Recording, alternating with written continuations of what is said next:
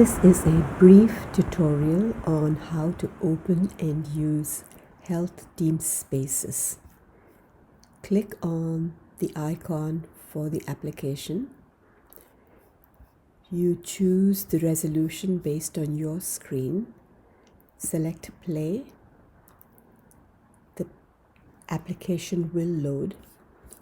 You use the login credentials given by your faculty.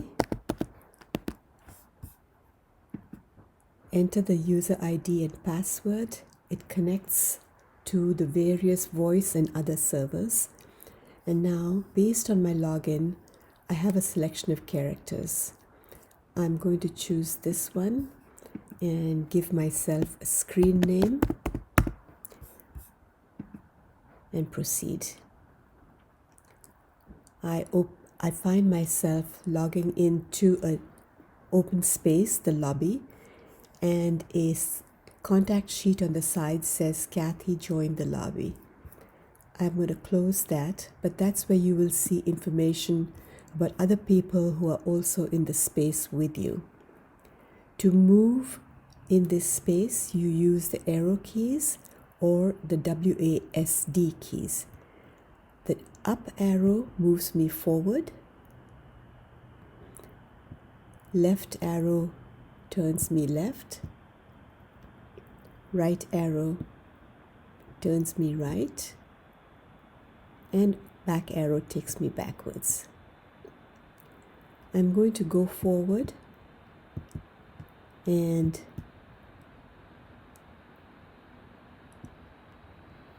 I'm now going to open the icon on the left, which is a story icon. This icon gives you information about what you can do in this space. And here we see an invitation from Dr. Arciaga to participate in an interprofessional team patient encounter. These stories can change based on the scenario that is to be played out. I close it and I now go into the room on the right. This is the exam room.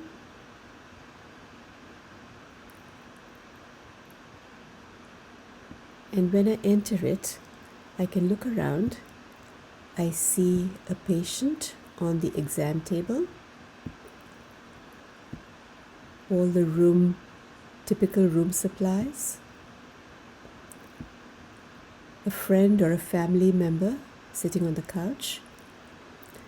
Now, because this is a multi-user space, you will also have your colleagues in this room with you, and you will see them as nurses, physicians, family members, friends, or people wearing personal protective equipment in this age of coronavirus.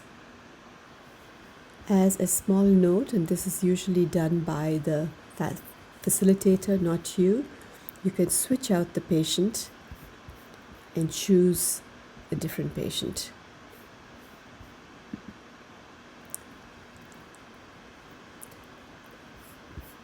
The story icon on the left tells us the basic scenario.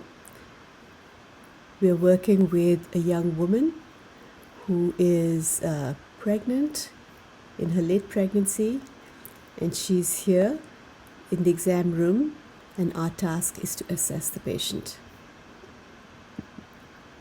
We have other resources. We can find her vital signs, which give us blood pressure, heart rate, respiration, temperature, and the oxygen saturation. We can look at the electronic medical record, and it will tell us the history, her medications, labs, any images, any orders, any reports or referrals.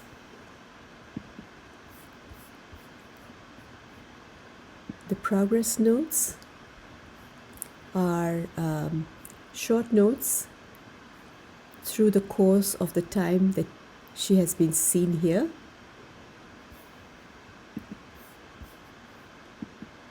and the consults may be information from other specialists. Here we only have a cardiology specialist report.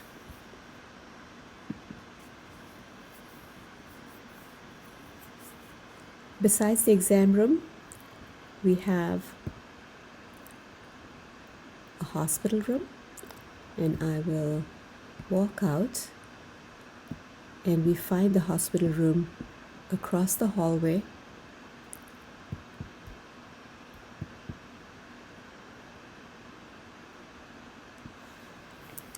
And we see the same patient here lying in the bed. So one might have a longitudinal scenario where you first see the patient in the clinic and then see her in the hospital.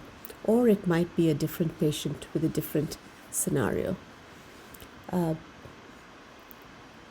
The actual scenarios are changed by the facilitator, and it is quite possible that right in the middle of a scenario, the situation may change, and you will have to check the EMR and the vital signs and other reports multiple times.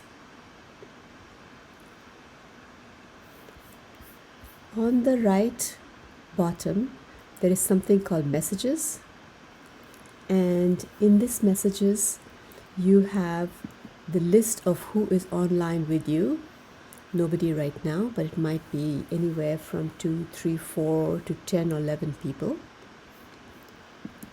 And you are able to have a public chat or phone call, or when you have multiple people, you can use the contact list to select one person and then have a private chat or phone call with them.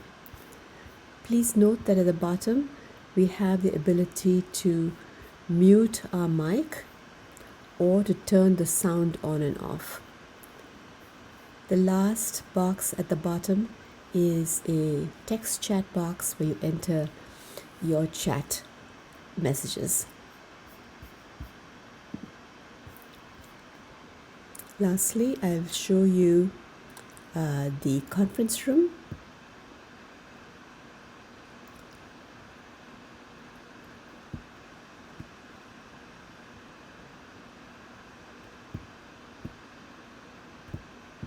The conference room is upstairs.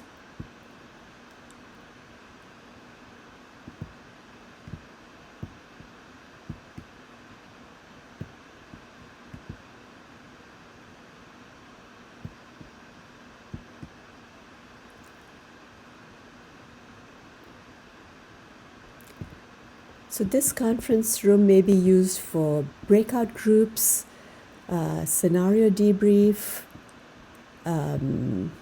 or for doing scenarios on difficult conversations, leadership sessions, perhaps management training, anything that requires a conversation. In any of these chairs, the conference room has a video screen which can be used to show videos of previous scenarios or any learning video. The button at the bottom allows you to insert a link to the video. So you can put in a new link, check the button, and it will tell you if it works. And then the play button on the video screen plays the video, as you can see.